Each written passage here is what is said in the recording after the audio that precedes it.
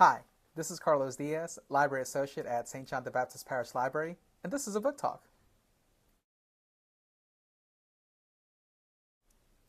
Today's book talk is Afterparties, Stories by Anthony Veasna So.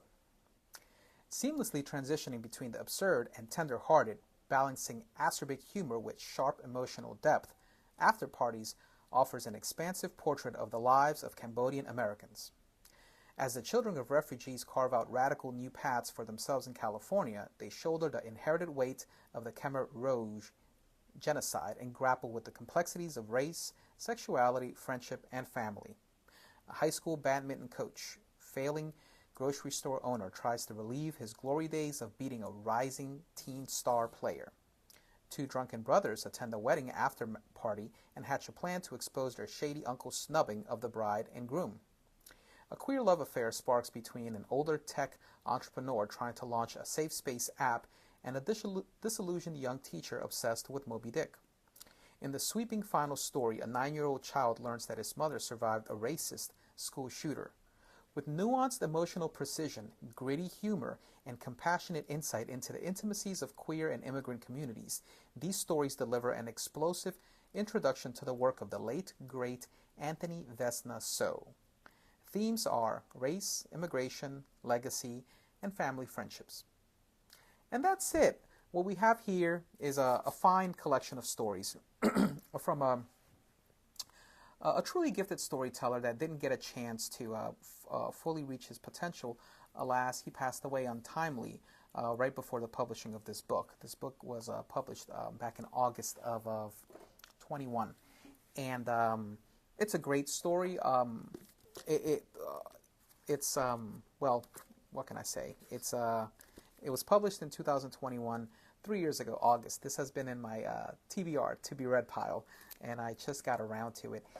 He passed away 3 years ago, an untimely death. Fine young writer. He was only 28, but posthumously he has been awarded with many gifts. Many literary awards were given to the book. It was also posted on many end-of-year lists, New York Times, Washington Post. A lot of publications posted it on their publications as some of the best reads of that year. And listen, it's a short story collection. It's only about 9 short stories, and it reads rather quickly. I read this in a weekend at only 260 pages. You could knock it off in 2 to 3 days.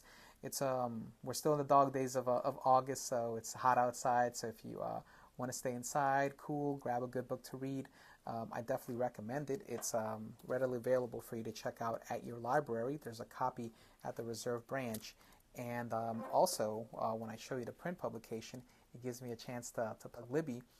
We do have a copy that you can borrow digitally through Libby. It's free with your library card there. I highly recommend this short story collection. It's about people. It's about flawed humans who make mistakes. It's about immigration. It stays away from the politics of immigration, and it focuses on the prose. It focuses on the people. It focuses on the story. And everyone has a great story, and everyone has a legacy to tell.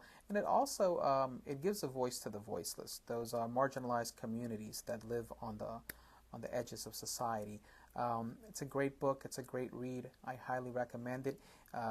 Add this to your TBR to be read, and I highly recommend it. And once again, this is Carlos Diaz, and this is a book talk.